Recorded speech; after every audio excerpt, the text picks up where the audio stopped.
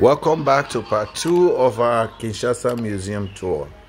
In this section, we are going to take you into the museum for a real tour. I'm sure you're going to find this very entertaining and educating at the same time. Thank you. This is amazing. All right, this is the entrance to the museum. Let's see what we have here. Oh my God, this is beautiful. Look at, you know. All right, so we got us a tour guide that's gonna show us around this museum.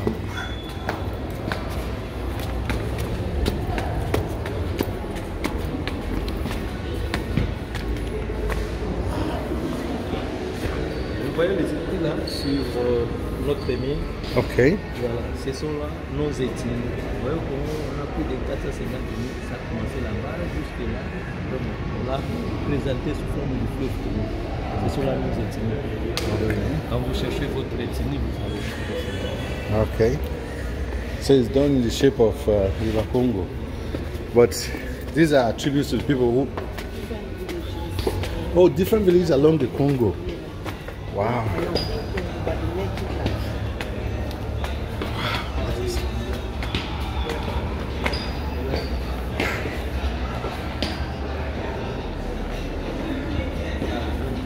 C'est la première salle. Ici, vous allez visiter 3 salles d'exposition. Il y a 2 salles permanentes et une salle temporaire. La salle temporaire, c'est la dernière salle à visiter. C'est en bas là-bas, c'est la salle des instruments de musique et des communications traditionnelles. Dans cette salle là-bas, en bas, vous allez trouver rien que les instruments que nos ancêtres utilisaient pour faire passer les messages même à distance. Alors, le musée ici, il est thématique. C'est un nouveau musée qui a été inauguré en 2019. C'est un musée inauguré en 2019, ok. Voilà, un musée thématique, donc c'est en fonction des thèmes qu'on a y exposé des objets que vous allez trouver dans les 3 salles d'exposition. Mais les objets que vous allez visiter, ça s'est trouvé d'abord dans l'autre musée au niveau de Mont-Galima. Là-bas, c'est l'Institut des musées nationaux du Congo. Donc c'est la direction générale qui gère les restes des musées. On n'a pas seulement des musées à Kinshasa, il y a aussi d'autres musées que vous pouvez aller trouver dans nos différentes provinces. Donc ça, c'est la première salle qui a pour thème l'homme face au défi de l'existence. Voilà. Vous avez ici des sous-thèmes que vous allez trouver dans cette salle, comme l'histoire, la vie quotidienne, ainsi que l'artisanat. Donc c'est pour vous dire que la salle ici, elle est subdivisée en 3 grandes parties. La première partie va vous parler de l'histoire de la RDC, en commençant par l'origine de l'humanité jusqu'à nos jours. Dans la deuxième partie de cette salle, vous allez voir la vie quotidienne de nos ancêtres, leurs activités principales. Et dans la dernière partie, vous allez voir l'artisanat. Comment nos ancêtres arrivaient à fabriquer leurs objets avec la main. Voilà ce que vous allez trouver dans la première séance. Okay. This is good. This one. Oh, wow. Oh my God. And the temperature. You see that? Oh, where are we? Okay.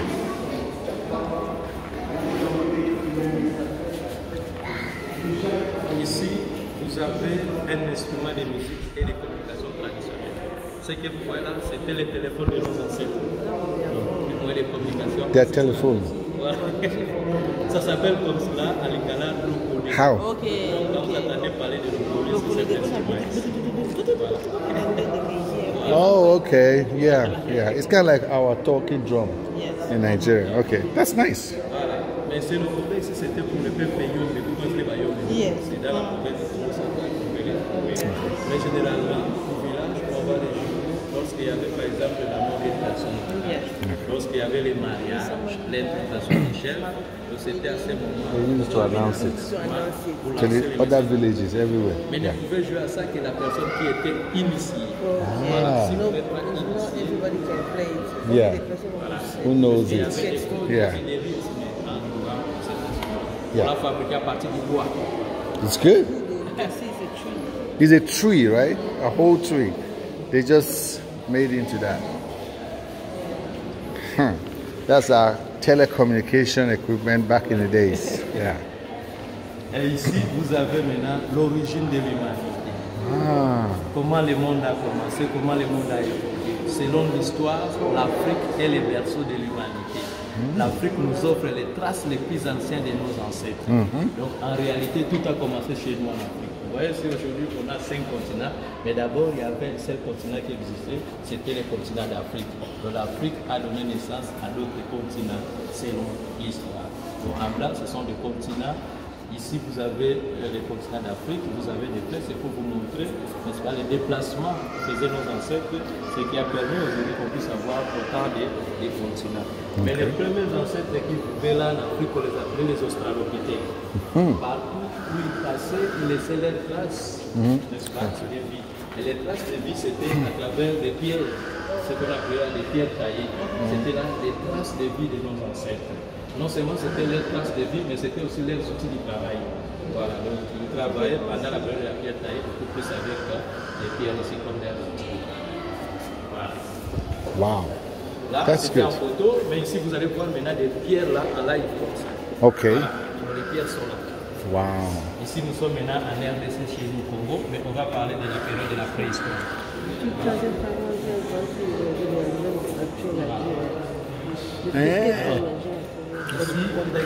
They came from Nigeria. You see? That's why they behave like us. Like Igbos. See? Bonjour. Là, vous avez la présence des pierres taillées qui étaient les outils de travail de nos ancêtres pendant la période de la pierre taillée. Mais sa découverte chez nous au Congo, ça date de 200 000 ans avant la naissance de Jésus-Christ. Alors, ça a commencé dans la province du Katanga, vous avez la province du Sud-Kivu, vous avez la province du Kasaï, la province du Bandundu, la province du Congo central, même dans la ville-province de Kinshasa, on a découvert aussi des pierres taillées que vous voyez là-bas. Wow. Et à Kinshasa, vous avez des sites, par exemple, la commune de la Beauté. Mais à l'époque, ça s'appelait Kaina. Voilà, c'est là où on a trouvé des pierres à Kinshasa, des pierres taillées. Même sur Kongabi, ici, en face de cela, ce sont des sites archéologiques où nos ancêtres ont découvert des pierres taillées à Kinshasa. Wow. Ok. C'était là leurs outils de travail qui leur permettaient d'allumer des feux, d'aller tuer les animaux dans la forêt avec, même de couper leur viande avec des pierres comme taillées pour ouvrir la forêt. See? I'm just discovering that the origin of these people is from my place. You know? Voilà. Ici, vous êtes pendant la période de la pierre taillée. Là, c'est la poterie. Pendant cette période-là, nos ancêtres ont découvert l'argile. Avec l'argile, ils vont fabriquer des cruches, des marmites, des assiettes. C'est pour vous dire que pendant cette époque-là, nos ancêtres étaient déjà civilisés. Ce n'est pas les Européens qui nous ont amené des marmites. Nos ancêtres les fabriquaient déjà à partir de l'argile. Donc ce sont là des marmites, des cruches que nos ancêtres fabriquaient. Maintenant, ici en bas, vous avez les cuivres. Vous voyez 3 objets là. C'est les cuivres. Là, c'est l'âge des métaux. Le premier métaux que nos ancêtres ont découvert, d'abord, c'était l'or, l'été, les cuivres. Mais ici, au musée, on a exposé seulement les cuivres. Ce que vous voyez là-bas, nous sommes là dans la province du Katanga. C'est une croisette. Alors, à l'époque de nos ancêtres, la croisette du Katanga que vous voyez là-bas, c'était une monnaie de dot, une monnaie d'échange. Donc, avec ça, on pouvait marier une femme. Avec ça, avec cette croisette, voilà, cette croisette là, on pouvait aussi acheter quelque chose. If you do what? Avec ça. If you do what? Voilà. La croisette du Katanga. I'm married anybody. Anybody? Right now with that thing. Yeah. That's what I'm talking about. That is beautiful. Ici maintenant, c'est une autre période de la vie, c'est la période des royaumes et des empires. Donc, avant que les Congo portent le nom de la RDC, d'abord chez nous, il y avait les royaumes et les empires qui existaient. On a connu beaucoup de royaumes, par exemple le roi Congo, le roi Kuba, le roi Miaka, le roi Mpeke, le roi Mzande, le roi Mbele, Chokwe, il y en avait beaucoup. On a connu aussi les empires, par exemple l'empire Luba, l'empire Lunda. Alors, les objets que vous voyez là à l'intérieur, ce sont des objets que nos ancêtres utilisaient dans nos royaumes comme dans nos empires. Prenons l'exemple de cet objet numéro 4. Vous voyez cela, non? C'est une statue, mais une statue qui était utilisée dans les royaumes du Congo. Mais quand on va utiliser cela, on va la placer tout simplement sur la tombe de la personne qui était morte. C'est une statue funéraire. Pour symboliser ce que la personne là faisait de son vivant. Mais ici, on voulait relater l'histoire des rois. Les papas que vous voyez là-bas, c'était les rois, et la maman, c'était la reine. Mais ici, on voulait vous montrer comment ils arrivaient à enterrer un roi. Vous voyez, sur le pied de ces couples-là, il y a des personnes. Ce sont là des esclaves. À l'époque de nos ancêtres, lorsqu'il y avait la mort, les rois n'étaient pas agressifs. Les rois étaient accompagnés d'autres personnes, et d'autres personnes c'était des esclaves. Pourquoi? Puisque nos ancêtres croyaient qu'après la mort, il y a une vie qui fait quoi? Qui continue. Les morts ne sont pas morts. Donc vous devez aller travailler pour les chefs coloniaux. Voilà. Et c'est une statue qui a été utilisée dans les rois Congo. Donc là, nous sommes dans la province du Congo central. I always say that. Et les 6 là-bas, c'est les masques Kuba, masque Mwachambo. Voilà, un masque très capital chez les Kuba. Et là, nous sommes dans la province du Kasaï occidental. Regardez comment les masques sont fabriqués. Vous voyez sur sa tête en blanc, tout ce que vous voyez là en blanc, ce sont des coris, ce qu'on appelait Nzimbo à l'époque. Donc, voilà, c'était de l'argent. Vous avez la peau de léopard, là où se trouve son nez. Il y a la peau d'un animal, c'est la peau de léopard. Vous savez ce que représente le léopard chez nous? C'est la force. Vous avez des perles, ce que les femmes appellent la mayaka. Vous avez aussi des raffias. Donc quand vous voyez déjà un objet fabriqué comme cela chez nous, dites-vous que c'est un objet qui a été utilisé seulement comme porté par les chefs, par les ancêtres. Voilà. Donc, et là, c'était porté dans les Romains Kuba. Là, nous sommes dans la province du Kasaï occidental. On va les porter seulement lorsqu'il y avait des cérémonies importantes au village. Et ce n'est que les chefs qui devraient les porter. Voilà. Ici, nous sommes chez les 8. C'était les livres de nos ancêtres. Voilà. Les tableaux que vous voyez là-bas, numéro 8, c'était les livres de nos ancêtres. Tableau Lukasa. Nous sommes là dans la province de Katanga, chez les Manouakats. Alors, ces tableaux que vous voyez permettaient à nos ancêtres de pouvoir transmettre à leurs enfants des connaissances comme des savoirs de génération en génération. Voilà. Sur ces tableaux-là, vous avez des dessins, vous avez des motifs. Donc, c'est à travers ces dessins que vous voyez là-bas qu'on pouvait arriver à enseigner, n'est-ce pas, l'histoire comme quelque chose à partir des dessins. Les dessins que vous voyez là-bas, c'était les écritures de nos ancêtres. En fait. C'est pour vous dire qu'à l'époque de nos ancêtres, on n'avait pas seulement la tradition orale, il y avait aussi la tradition écrite. Voilà. Mais les masques numéro 9, c'est les masques Choko, des masques très connus chez nous. N'est-ce pas? C'est sur les billets de 50 francs. Quand vous prenez les billets de 50 francs, vous allez trouver les masques numéro 9, là. Les masques Choko. Et là, nous sommes dans la province du Kasaï occidental toujours. Et chez les Choko, les moines que vous voyez là-bas, ça représentait aussi la beauté d'une femme. Et la beauté d'une femme, c'est à travers des signes que vous voyez là-bas sur son visage. Vous savez, à l'époque de nos ancêtres, quand une femme faisait ces signes-là que vous voyez, elle s'appelait Nzulu. Donc c'était une belle femme à l'époque de nos ancêtres. Et les jeunes garçons, ils étaient derrière cette femme.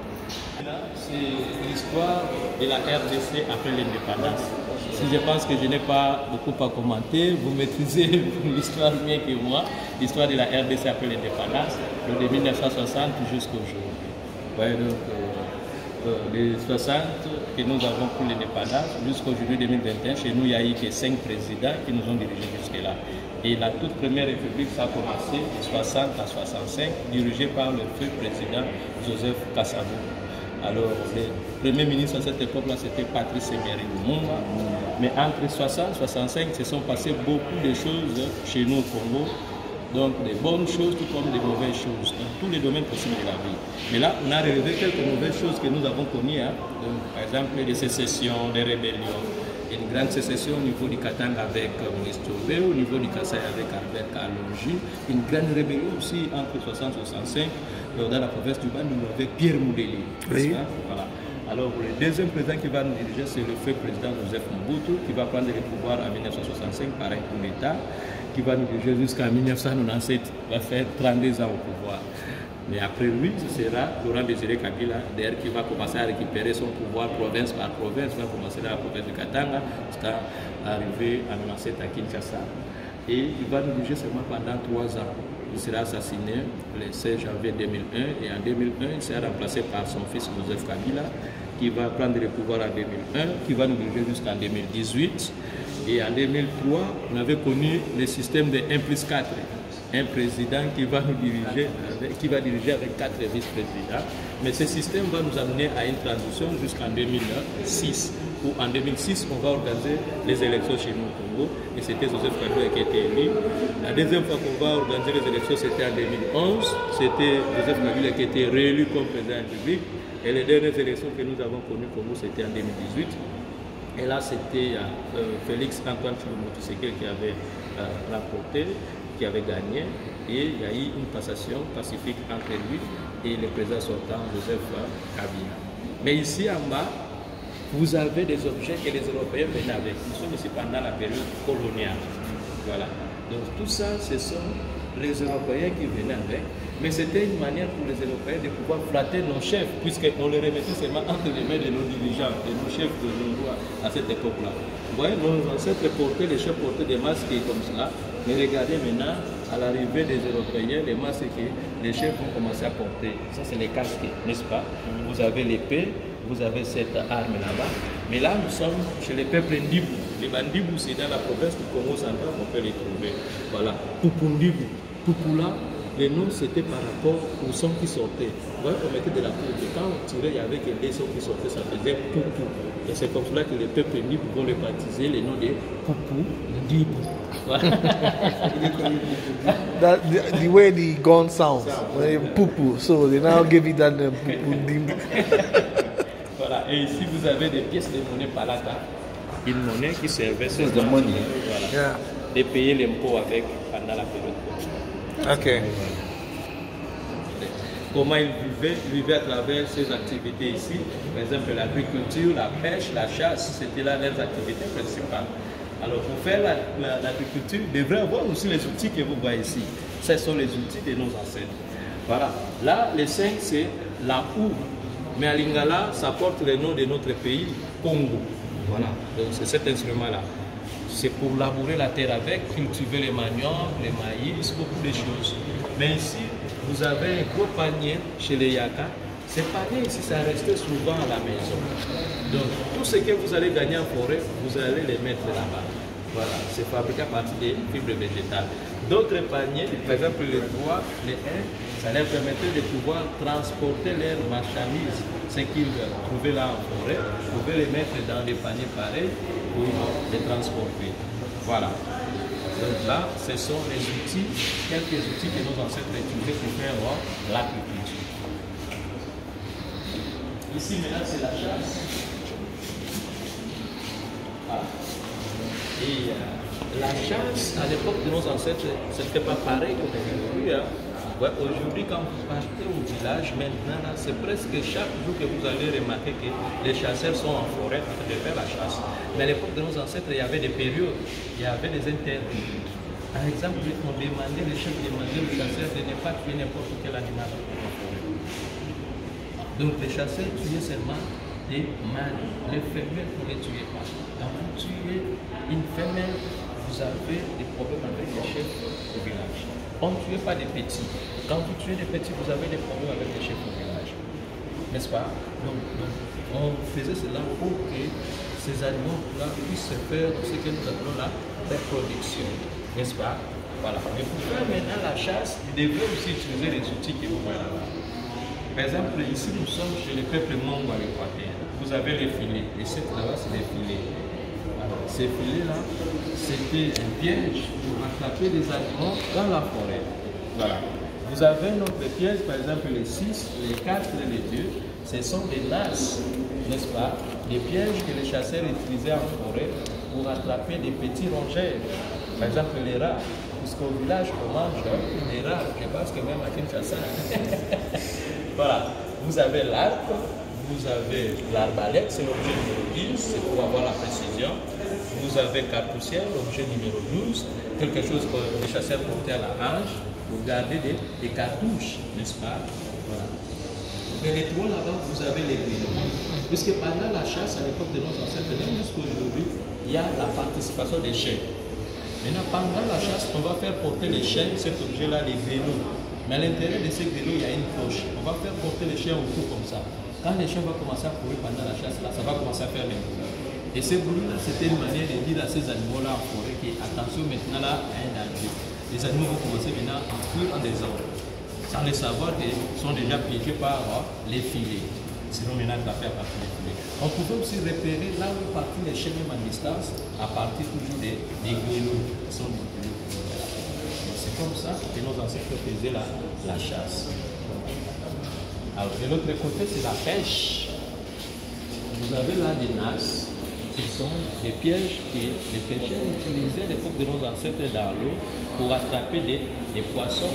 Il y avait manqué ça comme technique. Nos ancêtres pouvaient aussi utiliser, par exemple, des filets. Mais pas des super les filets que nous utilisons aujourd'hui. Hein. Voilà. Nos ancêtres utilisaient des vrais filets. Alors, ici, vous êtes à Kisangani, dans cette chute-là du Wabini. C'est comme ça qu'on fait la pêche jusqu'aujourd'hui. Voilà. Mais une technique qui est tellement dangereuse. Voilà. D'ailleurs, vous avez une vidéo ici. Venez voir, vous allez voir comment on fait la pêche là-bas. Voilà.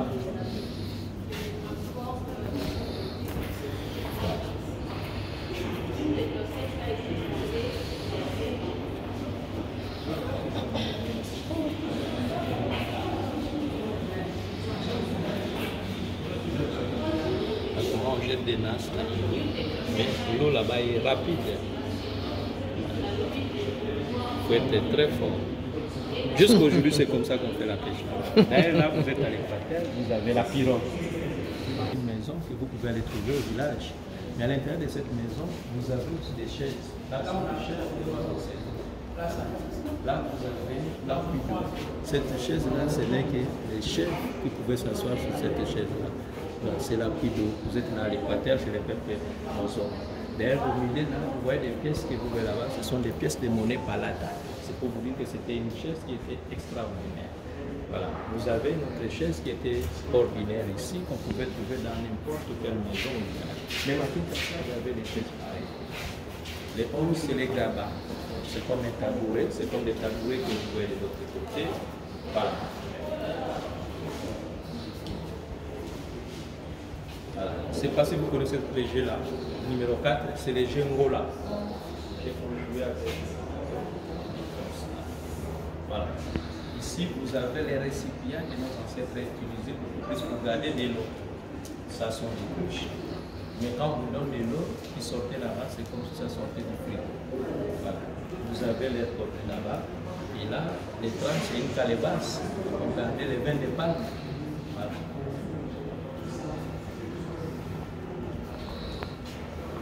Ici, vous avez l'alimentation. Voilà. Ce que les femmes utilisaient souvent dans les cuisines. Ils disent là-bas, c'est les thermos de nos ancêtres. Vous gardez de la nourriture et la nourriture gardait toujours la chaleur. Ici, vous êtes chez les peuples Yomé. Chez les peuples Yomé là-bas, on ne pile pas les feuilles de manioc dans les mortiers. Là-bas, on travaille, on coupe ces feuilles-là de manioc à partir de cette ratoire ici, cet objet. C'est comme ça qu'on va préparer les tchakamari sur la base de manioc. Voilà. Les 4, vous avez les tamis, les kiloumou.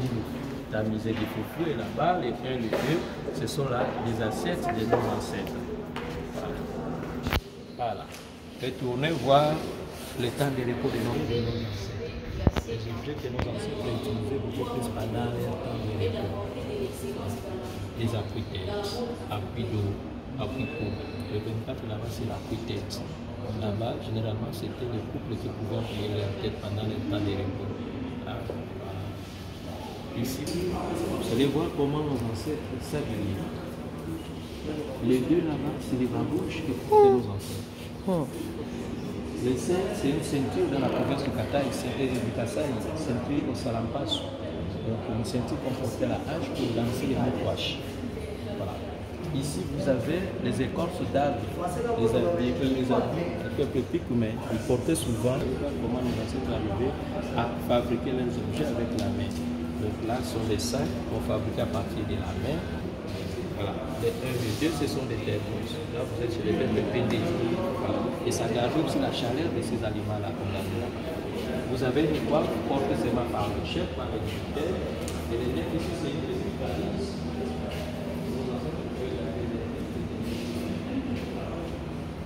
La poterie. Ici, c'était le travail des femmes du village. C'était le travail.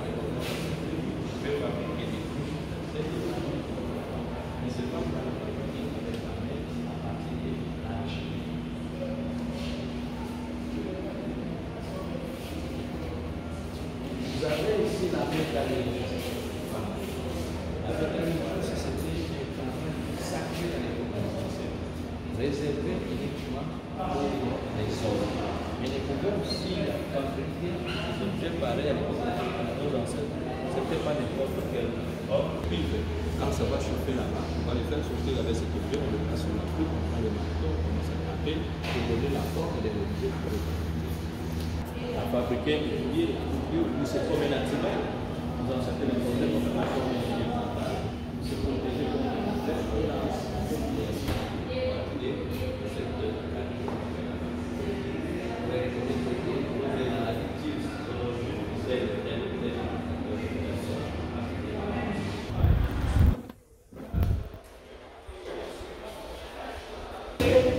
a pour thème aussi des expressions culturelles. Vous avez retrouvé la vie, forme et sociale. Donc dans cette salle ici, vous allez voir l'évolution de l'homme. Okay. Comment l'homme a évolué à l'époque de l'Odyssée.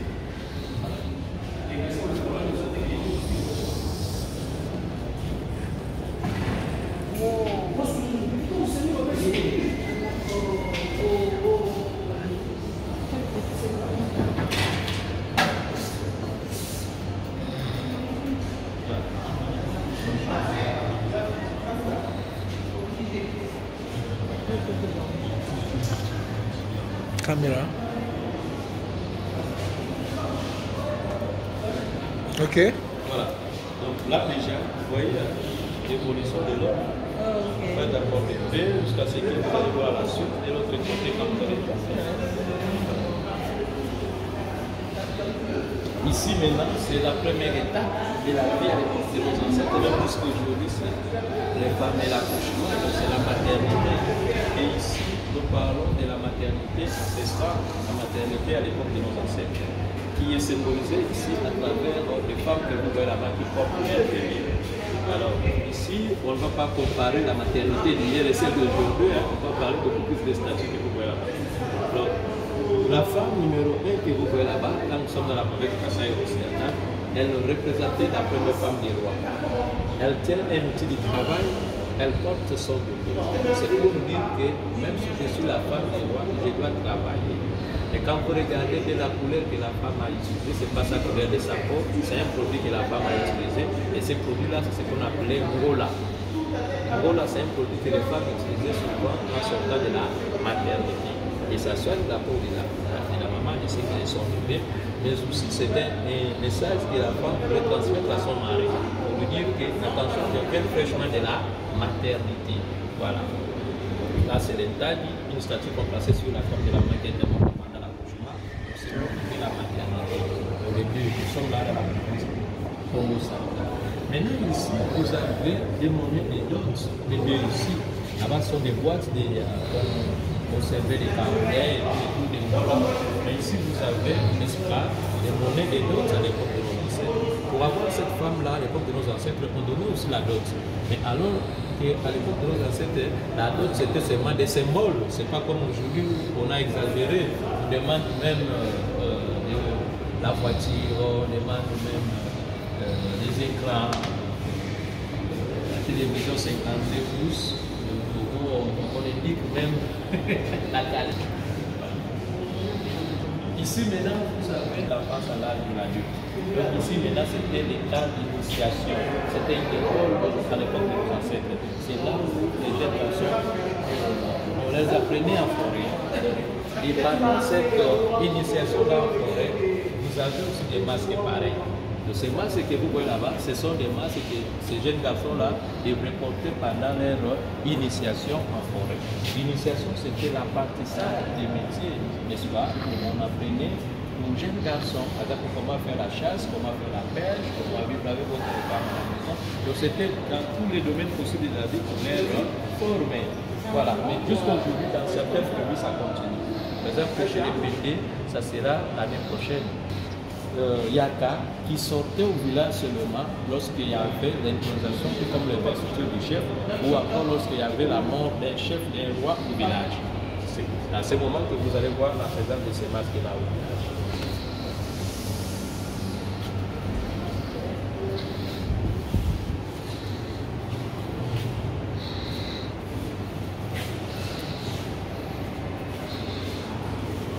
Voilà. Ici, vous êtes au mariage. Les mariages à l'époque de nos ancêtres, ça existait depuis longtemps. Maintenant, nos ancêtres respectaient aussi les différentes étapes du processus du mariage. en commençant par l'étape de la fiançailles jusqu'en donnant aussi la dot. Alors, à l'époque de nos ancêtres, pendant les mariages, il y avait aussi des conflits qui existaient entre les couples quand les couples vivaient là. Mais quand il y avait des conflits, les couples partaient auprès des sages du village et les sages du village leur donnaient des conseils. Mais vous allez remarquer qu'à la fin, les sages du village vont utiliser des coupes que vous voyez là-bas, ce qu'on appelait là des coupes de réconciliation. À l'intérieur, on mettait les vins de palme. Ces sages-là vont vous demander, vous les couples-là, de pouvoir partager les vins de palme devant eux. Et comme il y avait des trous, vous voyez la coupe à des trous, on met les vins de palme dedans. De l'autre côté, l'homme va donner à sa femme et la femme de son tour va donner de l'autre côté à son mari devant ces sages-là pour dire qu'on avait des conflits et les conflits sont terminés. Toujours pendant les mariages, dans certaines tribus à l'époque de nos ancêtres, les femmes ne parlaient pas beaucoup devant leur mari. Là, je parle beaucoup plus des tribus, n'est-ce pas, Woyo, Congo central. Et lorsqu'il y avait des problèmes, ces femmes-là s'exprimaient souvent à travers des couvercles que vous voyez là-bas, ce qu'on appelait là des couvercles à proverbes. Sur ces couvercles-là, il y a des dessins. Chaque dessin correspondait maintenant à un message que la femme voulait transmettre à son mari lorsqu'il y avait des problèmes. Maintenant, les trois là en bas, c'est une monnaie moule, c'est en raffia. Là, vous êtes sur les peuples Bunda, c'est dans la province de Bangui que vous pouvez les trouver. Alors là-bas, vous avez les accessoires de femmes. Vous avez là les bracelets fabriqués à partir de l'aluminium et là-bas, vous avez l'anneau fabriqué à partir du cuivre. C'est qui est roi Kuba. C'est comme ça que les rois devraient s'habiller à l'époque de nos ancêtres. Voilà, chez les Kuba. Donc, lorsqu'il y avait une cérémonie importante au village, c'est comme ça que les rois doivent s'habiller. D'ailleurs, vous avez cette activité pour voir comment les rois s'habillaient. Voilà. Mais ici, vous avez des rois, des chefs à l'époque de nos ancêtres. Par exemple, les 6 là-bas, c'est la chaise du roi Chokwe. Nous sommes là dans la province du Kassai occidental. Sur cette chaise-là, ce n'est que les rois Chokwe qui pouvaient s'asseoir. Mais vous allez remarquer que sur la chaise, il y a des images de tout. Des hommes, des animaux, des poissons et tout. C'est pour vous dire que quand le chef prenait les pouvoirs, ce n'était pas seulement pour diriger les hommes, mais c'était aussi pour diriger la nature. Donc l'eau, la forêt, les animaux appartenaient au roi. C'est les rois qui dirigeaient. Voilà. Vous avez aussi, les deux là-bas, c'est un panier de sagesse. Un panier qui représentait la sagesse du roi. Voilà. Là, vous êtes toujours chez les rois. Alors quand les rois dirigeaient, ils devaient avoir des types de paniers pareils. Mais dedans, le roi gardait ce qui était important pour son pouvoir. Les jours où il va mourir, on va prendre un panier, on va placer cela sur sa tombe. Mais l'autre panier qui va rester, on va remettre à celui-là qui va lui succéder, et ça sera de génération en génération. Les 10 francs, les 20 francs à l'époque, n'est-ce pas? Ce sont là les ancêtres qui ont mis à marquer l'histoire à leur époque. Mais vous avez par exemple une statue comme cela, c'est une statue Mbala qu'on nous avait volée à l'époque, n'est-ce pas? On nous a restitué seulement en 2009. Ça se trouvait en Autriche. Une statue que vous voyez là, Mbala. Là, vous êtes chez les Bambala, la province du Banda. Ici, vous êtes dans la province du Katanga, vous avez l'ancêtre de l'Osimiti. Cet ancêtre que vous voyez ici, il jouait le rôle de l'intermédiaire entre les mondes et les vivants à l'époque de nos ancêtres. Voilà. Genre les caméras de surveillance de nos ancêtres. Des caméras qui protégeaient la communauté. Par exemple, là, vous êtes dans la province du Katanga, n'est-ce pas? Le chef va placer ces photos-là à l'entrée du village. D'ailleurs, les photos à double face. C'est pour vous dire que je vois partout. Et c'était pour contrôler, n'est-ce pas? Protéger la communauté contre les mauvais esprits, mauvaises maladies, contre les ennemis visibles tout comme invisibles. Donc c'était là des caméras de son. Un fétiche qui était là au village pour sanctionner les gens qui ne respectaient pas l'ordre public, par exemple des voleurs, des criminels.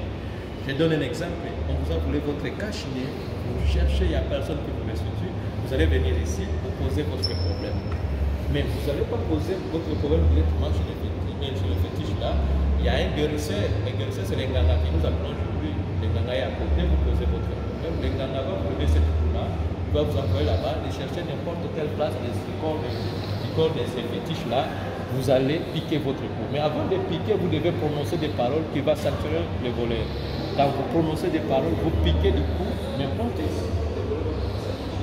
Ça ne va pas vous donner. Et vous ne pouvez pas aller chercher une autre direction.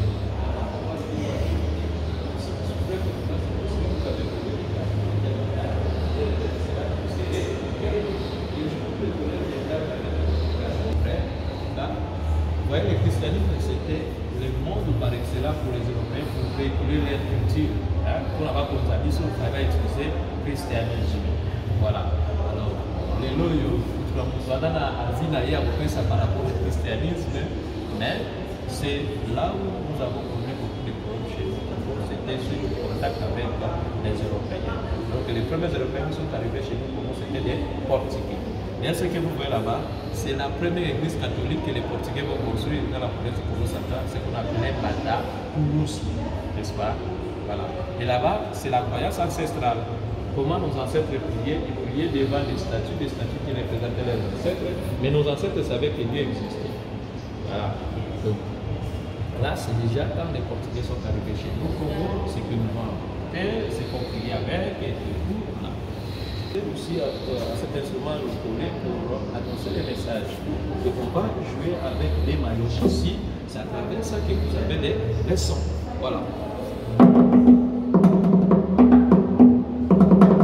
Voilà, vous avez la leçon.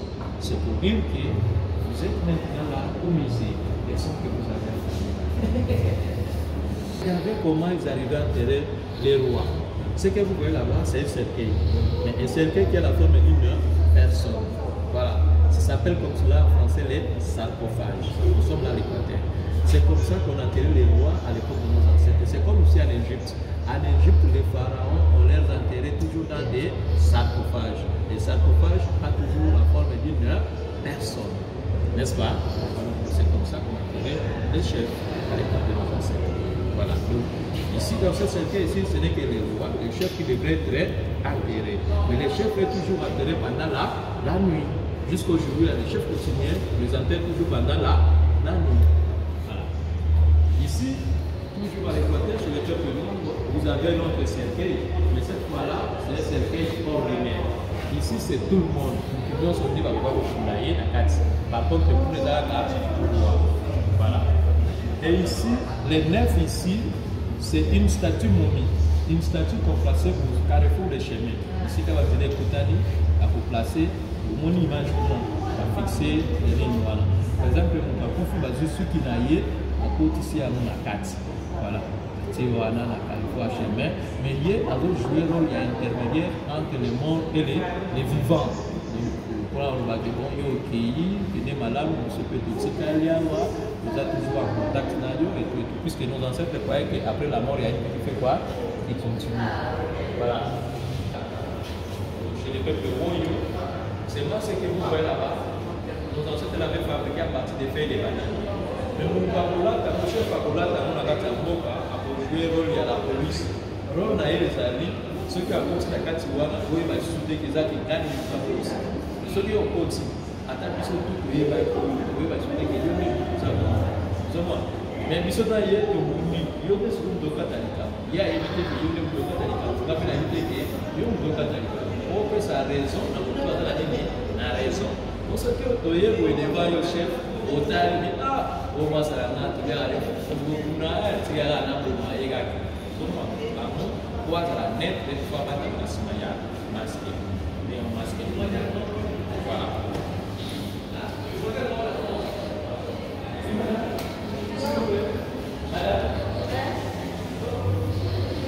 C'est la visite.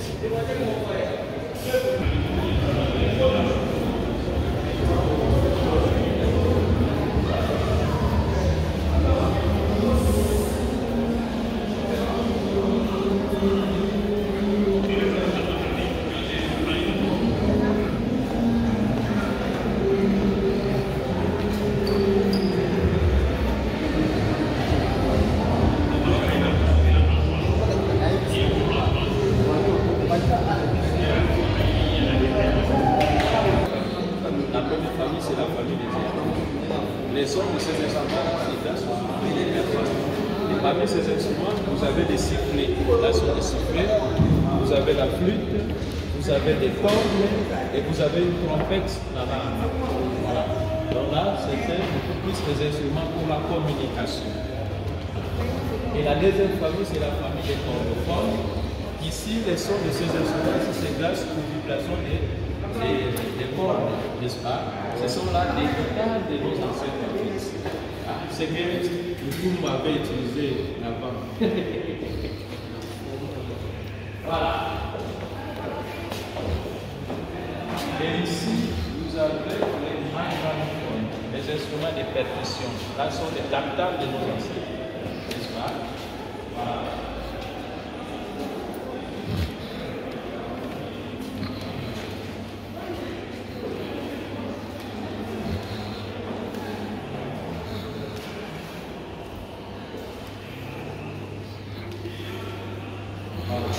La dernière famille de ces instruments, ici, c'est la famille des xylophones.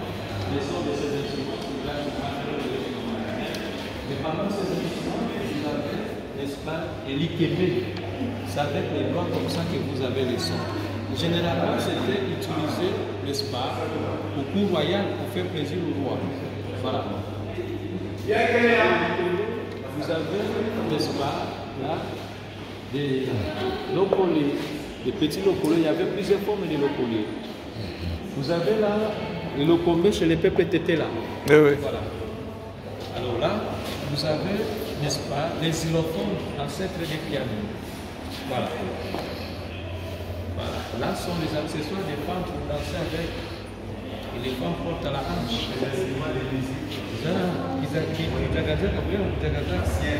Voilà. Vous avez les doubles cloches de l'autre côté, ce qu'on appelle Ngom, la lingala. Voilà. Donc, dans cette salle ici, vous avez vu rien que les instruments que nos ancêtres ont utilisés pour faire passer tout ça à distance. Et maintenant, là, vous avez des tables ici. Sur les tables, il y a quelques instruments que vous pouvez essayer de jouer, vous allez écouter le son. Vous avez les xylophones, vous avez aussi les tam-tams. Voilà. Ah. Vous pouvez essayer, c'est pour le visiter. Ah. Voilà.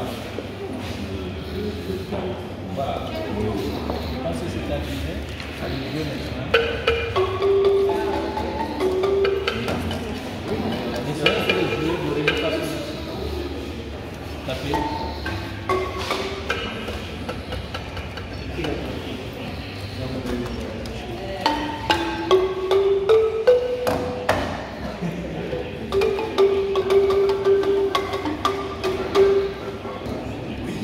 Attends. Tu joues? Je le referai, c'est pas grave.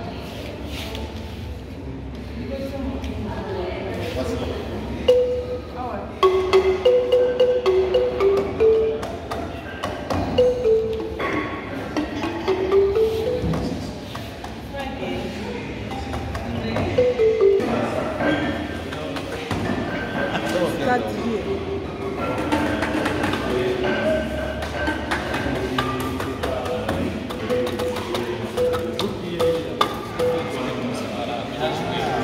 That's what's happening.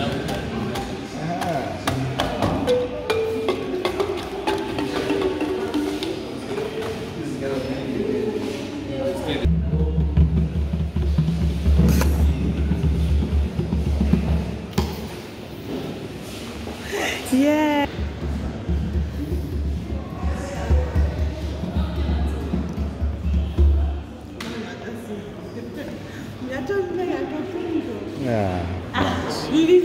Mouths. What did you play? What did you play? Play this one. Let me see.